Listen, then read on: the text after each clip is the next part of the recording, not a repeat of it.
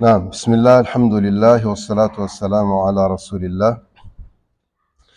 Em nome de Allah, louvado seja Allah e que a paz esteja com o mensageiro de Allah. Ashhadu an la ilaha illallah wahdahu la sharika lahu wa ashhadu anna Muhammadan abduhu wa rasuluh. Testemunho que ninguém merece adoração excepto Allah, o único que não tem sócio e não tem parceiro, e testemunho que Muhammad é servo e mensageiro de Allah subhanahu wa ta'ala. Já dei salam, né? Certo. Presta atenção. Este é o início da aula de hoje. Se sabemos que Allah, só Ele, fez o plano, executou e mantém.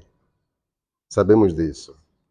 E sabemos que por Ele ter feito tudo sozinho, só Ele merece adoração.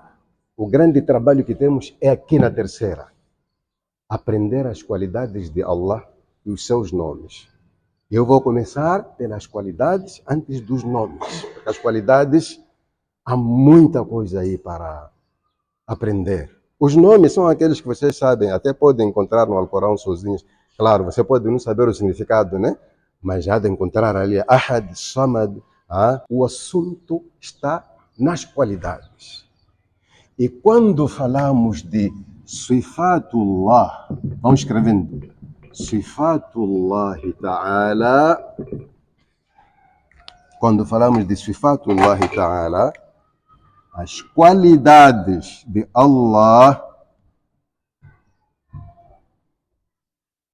as qualidades de Allah são muitas. Mas você, muçulmana, deve conhecer 13 qualidades e ter isso em mente. Se você não conhece essas 13 qualidades, você corre o risco de associar Allah, de fazer shirk sem se aperceber. Você corre o risco de falar mal de Allah. Você corre o risco de presenciar uma conversa de shirk e você não se aperceber que esta conversa é de shirk. Conhecer a Ele é o nosso maior trabalho. Por isso, na aula de Tawhid, tem um tema, tem um sumário que diz Al-Usul Thalatha, as 3 bases, os 3 fundamentos. O primeiro fundamento é Ma'rifatul Abdi Rabbahu. O servo deve conhecer o seu Senhor. Depois conhecer o seu profeta ou dini, seja primeiro o profeta, seja segundo o dini, mas o importante, em primeira mão, o servo. Servo sou eu, servo é você. Deve conhecer o seu. Então, para conhecer o seu Senhor, você não há de ver a Ele. Você sabe que Ele existe. A prova são essas coisas que a gente vê. Mas agora é preciso entrar nas qualidades dele.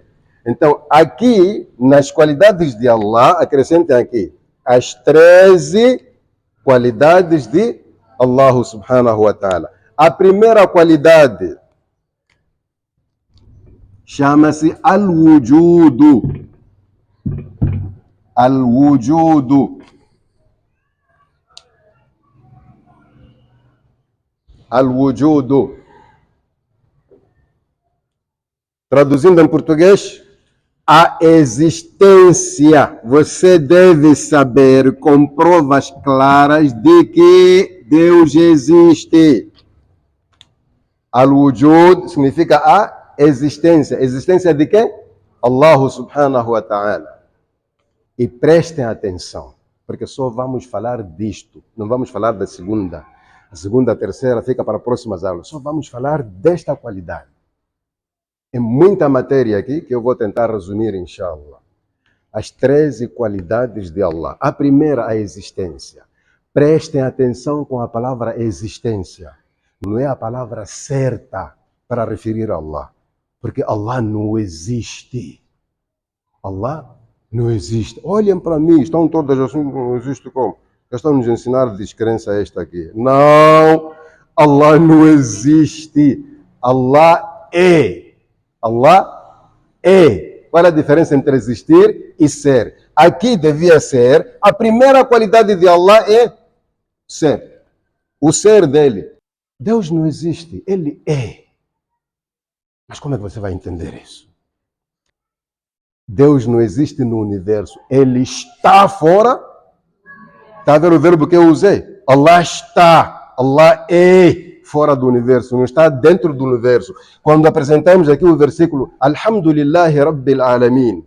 O que é Rabbil Alamin? O Senhor do universo. Qual é a diferença entre o universo e o Senhor? Porque o universo é tudo que existe além de Allah. Então Allah está fora do universo, não entra aqui. É tão grande que não entra aqui. Então Allah está fora do universo, acima de tudo. Aqui não entra. Por isso a separação entre Rabbil Alamin. Al-Alamun é o conjunto de todas as coisas que existem além de Allah. Então Allah é. Por que é? Porque não tem início e não tem fim. Então ele é. O que existe não existia e um dia vai deixar de existir. Está claro? Então se alguém diz que Deus não existe, é só dizer concordo que não existe dentro, ele está fora do universo. Está claro? Ok. Então, esta qualidade do ser de Allah, a existência de Allah, é uma existência sem início e sem fim. Prova, não podemos falar só, prova que diz que Deus é. Além do Alhamdulillahi Rabbil Alamin, no Alcorão há uma pergunta que não é necessário responder. Allah subhanahu wa ta'ala traz essa pergunta no capítulo 14 é Surat Ibrahim, tá? Versículo 35 a 36. O que Allah diz nesta passagem? Allah está a deixar só uma pergunta.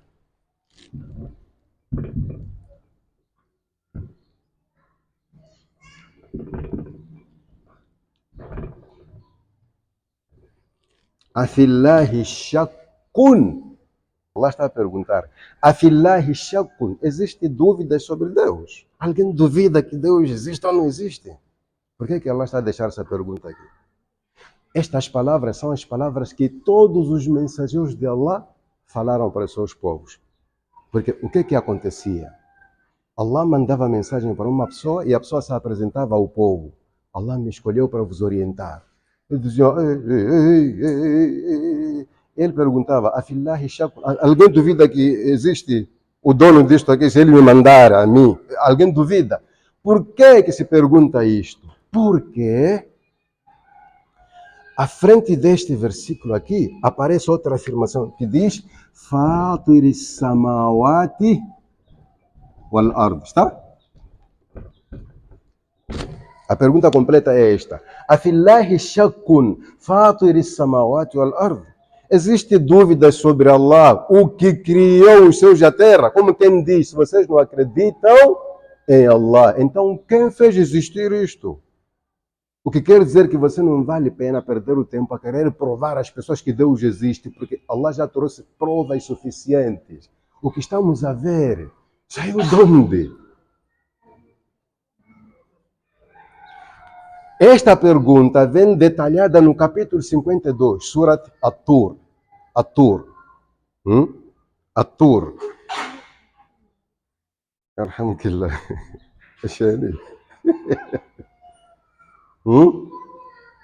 At-Tur. Esta pergunta vem detalhada. Allah faz uma pergunta, vocês vão poder ver isso no Alcorão. Allah perguntou assim, se você não acredita em Allah, responda-me só 3 coisas. Se você responder essas 3 coisas, então Deus não existe. Que coisas são essas? Am khuliqu min ghairi shay'in. Os que não acreditam na existência de Allah, será que acham que foram criados do nada? Tipo, não se fez nada, eles só surgiram. Ninguém fez nada para você acontecer? Respondam, é possível? Dizer que, olha, o pior é que nascemos, nem sabemos de nada, começamos a aprender aos poucos. Aquele acontecimento ali de água, depois sangue coagulado, depois carne, osso, feto, embrião, placenta, nasceu. Ninguém estava a fazer aquilo para isso acontecer. Se ninguém, tudo bem, Deus não existe. Mas a sua cabeça diz que não existe. O nosso maior problema qual é? É que nós queremos ver e imaginar esse ser. E não é agora, não é aqui. Então, A natureza prova que Deus existe. Por isso esta pergunta é muito lógica. Afillahi shakkun fatir samawati wal ard. Duvida-se naquele que fez os céus e a terra? Não se duvida. A outra pergunta. Am khuliqu min ghairi shay'in am humul khaliqun. Quem não aceita que Deus lhe fez, deve aceitar que ele se fez. E quem é esse que vai dizer que eu me fiz? Quem não aceita que Deus lhe criou, deve aceitar que ele se criou. E quem é esse que vai dizer que se criou? Só se for um maluco. Um maluco, sim. A terceira pergunta, vamos encontrar no capítulo 52, Surat At-Tur. Am khalaqu as-samawati wal ard. Não aceitam que alguém os criou. Não aceitam que se criaram. Então fica uma pergunta. Criaram os céus e a terra? Criaram o universo? Não. Não tem certeza de nada. Automaticamente, a existência de Allah não se prova materialmente no sentido de dizer que Deus é este. Prova-se materialmente mostrando o que Ele fez. O exemplo que eu costumo dar nesta aula aqui é muito simples. Todas vocês já estiveram na praia? Quem que nunca esteve na praia? Nunca. Tem que ir. Na praia, ali na margem, aquelas ondas, né? Quando ela vem, limpa o chão, quando volta, deixa limpinho. Se você pisou ali, depois a água veio e voltou, apaga aquilo ali. Está claro? Então, eu quero que você vá à praia, encontre um chão limpo. Vá para casa. Não demore. Volte logo. Vai encontrar pegadas de alguém que, se você procurar, não há de ver. A pergunta é, passou alguém ou não passou? Qual é a prova? As pegadas. Você viu a pessoa? Deus é assim mesmo. Fez as coisas, se escondeu. Sempre que você vê alguma coisa, alguém fez. Ele se escondeu. É verdade que Deus se escondeu. E se escondeu para o nosso bem. Não é por mal. Não é milili. Não é milili. Chama o que em português? Avareza. Escondeu-se para nos proteger. Por quê? O profeta Muhammad alayhi salatu wassalam disse: Hijabuhu nur. Allah tem hijab. E qual é o hijab de Allah? An-nur. É uma luz. Outro hadith diz an-nar. É fogo. O que separa Allah do universo, o que está entre Allah e o resto das criaturas, é uma luz. É um fogo muito forte. E o profeta diz: Lau kashafahu, se Allah desvendasse, tipo se afastasse esse fogo para ver o contato visual entre nós e Allah, tudo ia se queimar. Quer dizer, o brilho de Allah é atenuado por esta luz, por este fogo. Senão tudo ia se queimar só por causa do brilho do rosto de Allah. Então ele escondeu-se para nos proteger. Por isso a gente não vê a ele. E como é que vamos ver lá no Jannah? Seremos recriados. Assim como fomos criados para esta vida, não é possível ver Allah. E isso foi negado até a pessoas santas. Não somos nós wataras, não. Profetas que queriam ver Allah. Um deles é Musa. Disse, Rabbi, arini anzur ilaika. Oh Allah, me permita que eu te veja. Allah disse, lantarani, não podes me ver agora. Não é por mal, não podes. Não vais aguentar. Queres ter certeza? Walakin unzur ila al-jabal. Olhe para aquela montanha ali. Musa começou a olhar para a montanha. E Allah só trouxe um pouco do seu brilho e a montanha derreteu. O homem caiu desmaiado. Quando recuperou, disse, já chega, eu estou satisfeito, eu posso não te ver aqui no dunya. É isso que ia acontecer conosco. Então Allah escondeu-se para o nosso bem. Allah tem hijab. O seu hijab o quê? Luz ou fogo. Em outros hadiths dizem que esse fogo está em forma de cortina. Cortina. São 600 cortinas de luz entre nós, criaturas, e Allah. Essas cortinas todas para atenuar o brilho de Allah. A luz dele. Está a ver como anima essa disciplina, não é? Anima, né? Você volta diferente, né?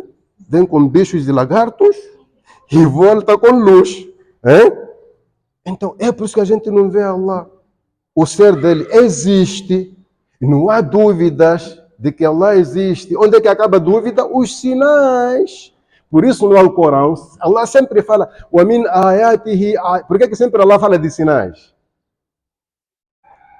A palavra que ele sempre usa, ayatihi, dentre seus sinais, ash-shamsu wal-qamar, vejam o sol, a lua, vejam a terra, vejam os rios, são sinais, são coisas que eu fiz para vocês perceberem que eu existo, mas não podem me ver, agora vão morrer, vocês não são nada, pedacinhos de pedacinhos de pedacinhos. Então o coração fica tranquilo, né?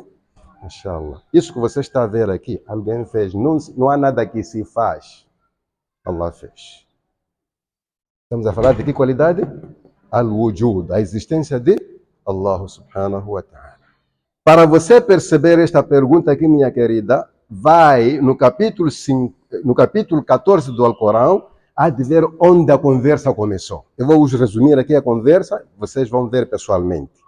Esta pergunta que Allah faz aqui, realmente não foi Allah que fez. Allah simplesmente transmitiu. Quem fez essa pergunta são os profetas ao longo da história. جاءتهم رسلهم بالبينات فردوا أيديهم إلى أفواههم. As pessoas dos tempos antigos ouviam estas coisas, negavam, e a pergunta que o profeta fazia era esta: Afillahi shakun. Alguém duvida? Se vocês não aceitam que eu fui enviado, o que vocês estão a negar não é a mim, é esse que me enviou. Então, capítulo 14, 8 a 9. Os versículos que eu não escrevi aqui estão no capítulo 52, versículo 34 a 36. Então, eu não vou falar nada sobre esta matéria que não tenha prova e vou vos dar as provas. Então, na próxima aula vamos retomar com mais 3 perguntas que provam a existência de Allah subhanahu wa ta'ala. Jazakumullahu khaira. Terminou a aula de Tawhid de hoje, inshallah, vamos entrar na nossa aula de árabe.